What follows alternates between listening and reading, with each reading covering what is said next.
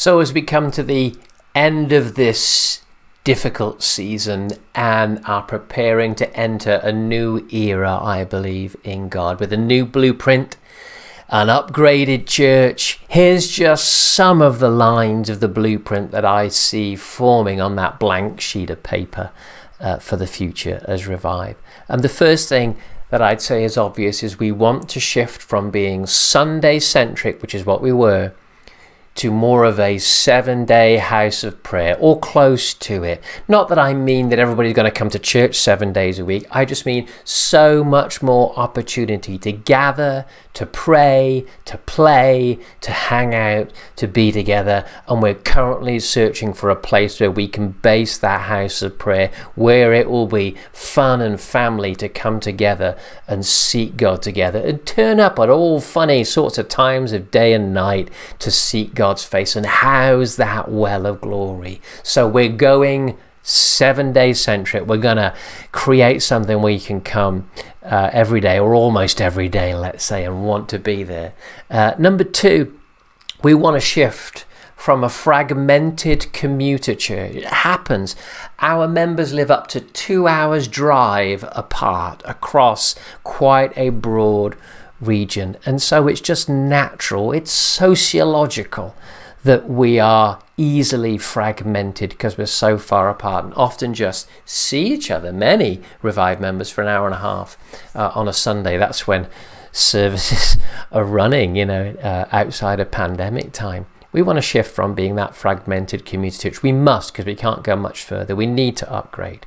We want to shift to create something where we can be a devoted family. That means smaller locations, more of them, so that people can gather and be. The more you're in a smaller group, the more you do get to chat to more people. It's just the inevitability of a church. I've always said I would rather have 10 churches of 100 than one of 1,000, because just sociologically it's hard to make deep friendships in massive crowds. It's so easy to feel more lonely in a crowd than in just a room with 40, 50 or 100 people in it.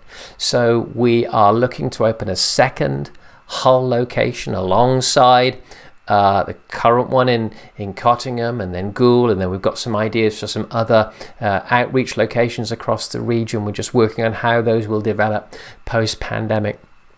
But let's meet more often. Let's pray more, let's play more, and let's hang out. So just watch for that one, that we're expecting to plant more but smaller locations, not locations with many, many hundreds, but smaller than that.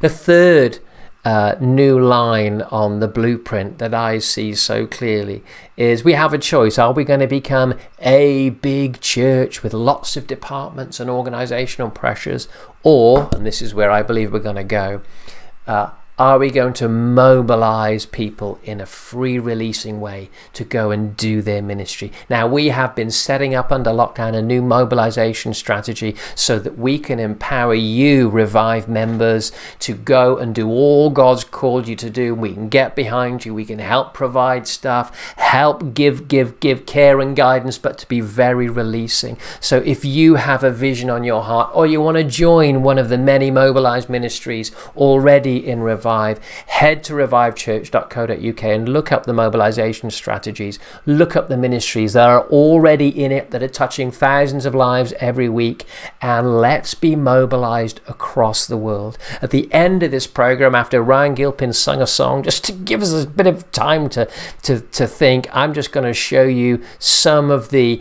updates about some of our mobilized ministries around the region and around the world. But we're not going to become a huge organizational structure, not who we're called to be. We want to be influencing and growing in such a releasing way, just like the early church was, not create massive organizational pyramids.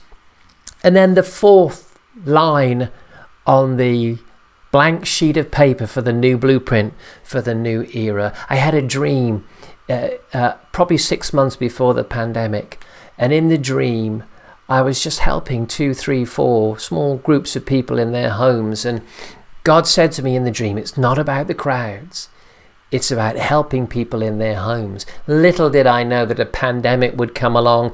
I built this studio just off that dream, and boy, have we used this studio in the pandemic to launch some new stuff like the Tribe, which is our global online learning community, and just to be able to minister to Revive too. Been so useful and so prophetic. But here's the thing, we also now want to begin adjusting our broadcasts as a church, and we're going to change them to a new way of broadcasting, and we're calling it Revive at Home.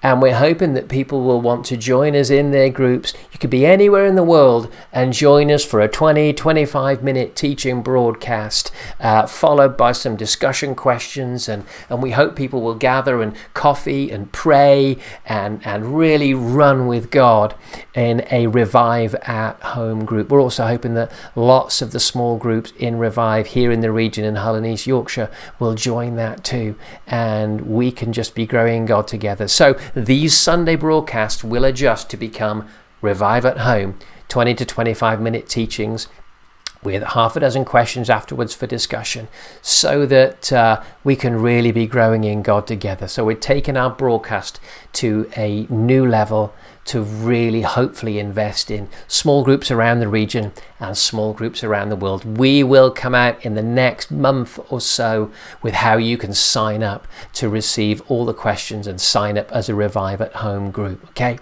so there you go. 4 lines on the blueprint, but more will follow.